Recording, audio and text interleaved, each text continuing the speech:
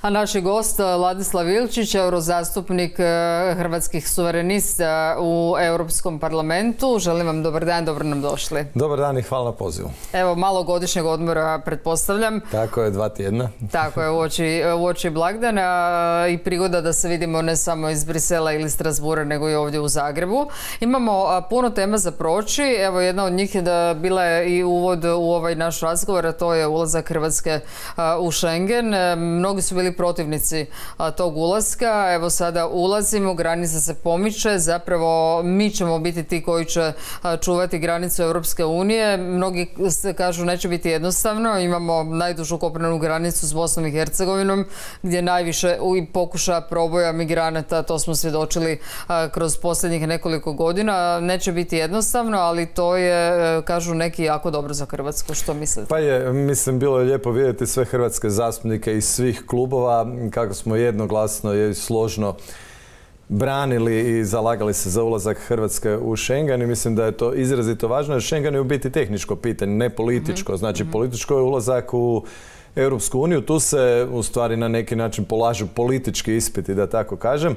I mislim, ja sam se zalagao i da i Bugarska i Rumunjska uđu jer zaista nije fair ako politički su oni obavili svoje, a tehnički zadovoljavaju uvjete, što je rečeno, da ne uđu. Dakle, mislim da to nije fair. Ajde da iskoristimo odmah priliku. Prošle godine je bilo jedno izvješće o Schengenu u kojem sam ja glasao protiv, pa su neki hrvatski mediji napisali da sam ja protiv ulaska u Hrvatske u Schengen, što je apsolutno netočno. Ja sam to i onda isticao. Međutim, Schengen, kao što ste istaknuli, dakle, mi sad postajemo vanjska granica Schengena i mislim da tu moramo imati vrlo jasna pravila i odgovorna pravila o očuvanju granice. Dakle, kad govorimo o ilegalnim migracijama, jednostavno postoje 2 pristupa u Europskoj uniji. Jedan je onaj koji ja nazivam odgovornim, koji čuva vladavinu prava, dakle zakone u kojem se granica može prelaziti na graničnim prelazima, a ne ilegalno. I mislim da je tu strogo čuvanje granica, u tom smislu bi pohvalio hrvatsku policiju, izrazito važno jer daje i jednu poruku ilegalnim migrantima: nemojte ni pokušati preći tu granicu jer nećete uspjeti, i onda oni ni ne dolaze toliko i onda imamo i manje humanitarnih problema. No, dok se jedan drugi pristup pokazao dosta netočnim i pogrešnim i neučinkovitim, je onaj koji šalje poruku: samo vi dođete, nekako ćete već preći tu granicu. Imamo mnogo nevladinih organizacija za koje sad evo i dokazano da surađuju sa krijumčarima ljudi. Ako, ne znam da li se sjećate, one i naši gledatelji onog slučaja Ocean Viking broda u kojem su talijanske vlasti u stvari pokazale da su oni, te nevladine organizacije, u stvari ne samo u dosluhu, nego oni doslovno preuzimaju te migrante. Tako da, rekli ste točno, imamo jako dugačku kopnenu granicu i bit će potrebna pomoć, bit će potrebna suradnja, ali mislim da je jako dobro da smo ušli u Schengen, prvenstveno zbog svakodnevnog života naših ljudi, ali i zbog toga jer ćemo sad otvoreno čuvati europsku granicu, odnosno granicu Schengena. Da, za naše gospodarstvo, kamioni i putnici koji su čekali satima na pregled sve one papirologije koja je potrebna. Još jedna tema koju vas želim pitati, to je, znam da ste pratili naravno i da se razgovaralo puno oko toga, oko glasovanja, trebali Hrvatska sudjelovati u obuci ukrajinskih vojnika.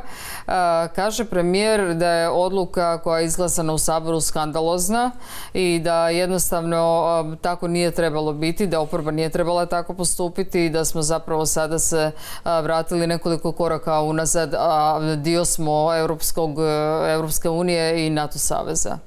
Pa mislim, iz pozicije Europskog parlamenta to je bilo zaista čudno gledati dizanje te teme zadnjih mjesec, 2 u nebesa. Dakle, mi smo jasno kao Hrvatska pokazali svoj stav prema i osudi ruske agresije već samim činom pridruživanja sankcijama. Mi smo sa Ukrajinom surađivali vojno i prije. I tako da, evo, iz moje pozicije mi se čini više ta tema ukupno jedna politička tema svrstavanja između premijera Plenkovića i predsjednika Milanovića, jedno prepucavanje koje je nezdravo, koje nije dobro za hrvatsko društvo i jednostavno svrstavanje sad, znači kao je ispalo, ajde da vidimo da li stvarno premijer Plenković može dobiti što god hoće, da li može dobiti potporu koju god zamisli, ako on zamisli da će dobiti 2/3, ima li on i toliko žetončića, dakle to je nekako sve skupa tako izgledalo, a manje, onda sama tema je služila samo kao popunjavanje tog svrstavanja, ali ne stvarno, tako da... Kako je to ostavilo sliku Hrvatske u Europskom parlamentu? Evo, u svakodnevnom ste kontaktu sa drugim eurozastupnicima, što oni kažu, jesu li vas pitali dobro što se to kod vas događa, kakva je relacija premijer-predsjednik, ne izgleda dobro? Malo se o tome raspravlja u Europskom parlamentu. Niti su naš premijer ni predsjednik toliko važni da bi sad tu to pitanje... Da, kao iz naše perspektive. Da, kod nas se to čini kao jako važna tema. Iz Europskog parlamenta ne, mislim, mi tamo donosimo masu odluka vezano za Ukrajinu, u kojem naravno mi želimo pomoći Ukrajinu. Ja moram reći da kod ove zadnje rezolucije Europskog parlamenta sam bio suzdržan, jer prebacivanje sad Europske komisije, financiranje, odgovornosti za financiranje kredita na države članice nije fair. Znači, države članice ako preuzimaju odgovornost, onda bi o tome trebali odlučivati, a ne da mi ne znamo kome idu krediti, komu ide ta pomoć, kad će biti vraćeno, s koliko kamata. Dakle, to jednostavno nije u redu. Europska komisija to radi iz želje da se na neki način osveti Mađarskoj, jer Mađarska i Poljska nisu vlade koje su po mjeri i po želji Europske komisije i onda Europska komisija njima uskraćuje novac koji bi Mađarska trebala dobiti. Mislim, kad govorimo o vladavini prava i kad gledamo što je sad premijer Sanchez u Španjolskoj napravi, to je neusporedivo veći udarac na pravosudni sustav nego su Mađarska i Poljska učinile zajedno.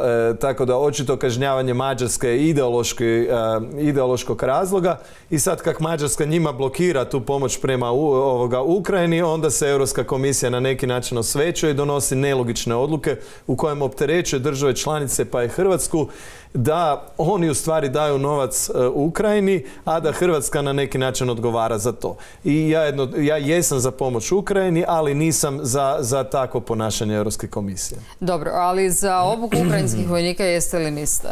Pa ne, ja tu podržavam svoje stranačke kolege koji puno više od toga znaju, koji su glasali protiv te odluke. Moram reći da je dosta velik razlog te odluke bio i to da ne želimo biti dio tog političkog prepucavanja i svrstavanja ko je žetončić od Plenkovića i tako dalje, ali sigurno tu ima i velik broj, koliko sam vidio, ljudi koji su apstinirali, znači koji nisu došli na glasovanje, mislim pokazuje upravo to da ne želi biti dio tog nekakvog političkog prepucavanja oko jedne teme koja nije tako važna kao što se prikazuje u Hrvatskoj. I još jedna tema, to je euro koji nam stiže sa 1. siječnja.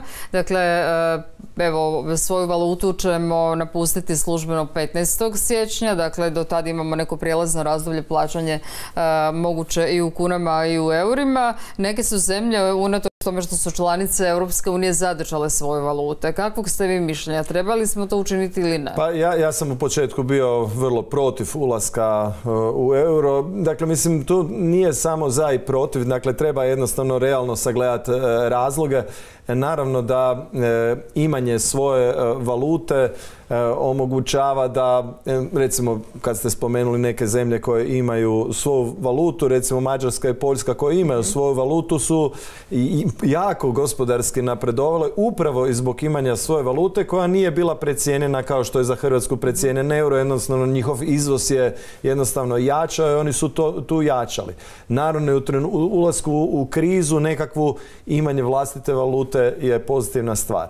Međutim, ja sam svjestan toga da je Hrvatska jako eurizirana, znači da su svi naši krediti i sve, dakle, jako vezani uz euro i gospodarski, da mi nikad u stvari nismo niti koristili tu činjenicu da imamo svoju valutu, jer jednostavno smo je uvijek vezali fiksno uz euro. Prema tome, u ovom smislu će prelazak u euro donijeti to olakšanje jednostavno u poslovanju, ali opet s druge strane, evo i poskupljenja, mislim, nisu bezazlena. Znači, to jednostavno država ne može nekim dekretom reći, recimo, evo, parkiranje na aerodromu, imali ste 27 kuna za onaj kratki dolazak, i sad će preći na 5 eura, znači na 308 kuna. Znači, od 27 do 308 nije, kao što je ministar rekao, ne znam, 2% ili 3%, znači, očito će biti dosta stvari koje će tu poskupiti, gdje vi ne možete tržištu reći to ne smijete napraviti, da nema tog dekreta. Baš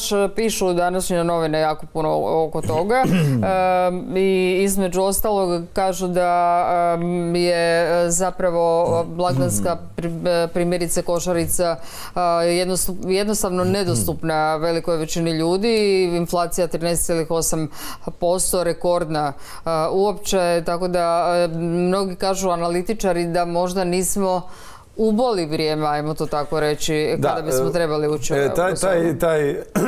Ta inflacija, par riječi o tome.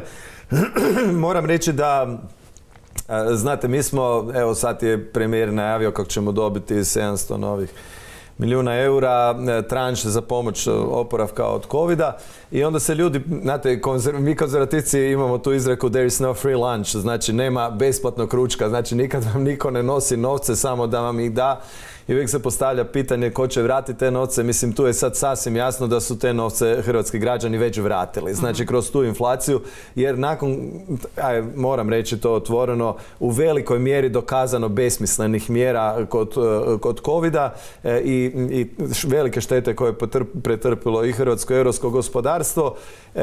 Dakle, stvoren je taj novac, da ne kažem štampan, u kojem nije on imao pokriće u BDP-u niti bilo čemu drugom i naravno da je došlo do inflacije i da su jednostavno naš novac u Hrvatskoj svih naših građana danas vrijedi, ne znam, 15% manje i jasno je da smo mi na taj način već platili taj novac koji nam sad različiti djedovi mrazovi nose kao veliku pomoć. Dakle, sve to ima svoje nekakve ekonomske logične posljedice. Evo da spomenem i američki sad zakon za oporavak od recesije od vrtoglavi 430 milijardi dolara u kojoj će američka vlada, by the way, zakon se zove zeleni, znači znate već u kojem smjeru ide, i to je ideja ljevice, dakle u ovom slučaju Joea Bidena, da država intervenira u gospodarstvo. Naravno, to dovodi europske firme u vrlo tešku poziciju jer su manje konkurentne, ali i američke, jer svako takvo poticanje državnog gospodarstva, uplitanje u tržište je uvijek riskantno jer vi stvarate jednu ovisnost o tim poticajima, mijenjate prirodne tržišne odnose i u konačnici to uvijek donosi štetu. Tako da velim, to su sve globalne stvari o kojima mi trebamo misliti i mislim da sva ta inflacija i sve to skupa je posljedica nekih neodgovornih i pogrešnih, nerealnih tržišnih politika koje su intervencionizma, jasno. I evo, pred kraj smo razgovora. Što kažete na korupcijsku aferu potpredsjednice Europske komisije? I još jedna zanimljiva stvar od svih zastupnika da se gospođa makne sa dotičnog mjesta, naš Mislav Kolakušić, reći ću naš, mislim, kao hrvatski europarlamentarac, bio je protiv, jedini. Pa mislim da je on to napravio zbog nekakvog svojeg visokog tog pravničkog starta, tako dugo dok se ne dokaže, dok nije predstavio i tako dalje. To trebate njega pitati, ne znam ja to točno zašto je on glasao protiv. Dobro, uglavnom nije dostupan. Da, ali ono što je tu, ajde, nekoliko stvari zanimljivo. Prvo, da gospođa dolazi iz socijaldemokrata koji se uvijek kao bore protiv korupcije, što samo pokazuje da nitko nije izuzet od te, nijedna grupa od te tendencije. Dapače, čak bi rekao da ljudi koji iscrpljuju svoj smisao života u materijalnom su skloni i toj napasti korupcije od onih koji imaju neke druge vrijednosti u životu. Druga stvar, pardon, malo sam se prehladio. Korupcija nije bilo tolike... Vrijeme je tako.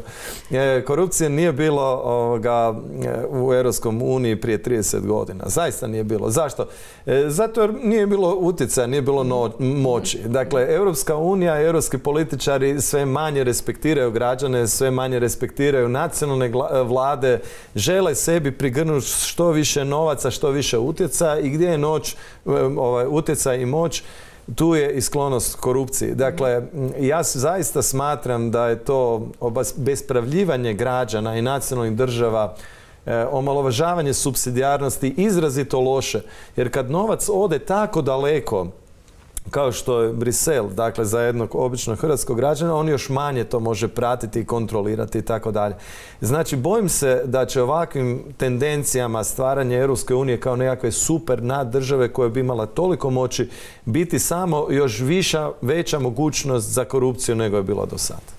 Evo, time ćemo završiti. Gospodin Nečić, hvala vam puno. Želim vam ugodne blagdane i ugodan godišnji odmor u Hrvatskoj i da evo zastupate Hrvatsku na najbolji mogući način. Ja zaista mislim u Hrvatskoj ima dosta ljudi koji vjeruju da je Božić u stvari rođenje Boga i da je u stvari Bog nije negdje s nekakvih nebesa objašnjavao ljudima što trebaju raditi, nego da je došao u našu ograničena tijela i tako dalje, da bi nam pokazao što nam je činiti. Ima sigurno i puno ljudi koji slave Božić iz tradicionalnih razloga, a rekao bi da najviše ima ljudi koji su negdje između toga. Pa ja svima, baš svima, Božić nije stvarno vrijeme da nekog sudimo ili nešto, nego jednostavno da svima želimo sretan Božić. Hvala vam također. Hvala vama.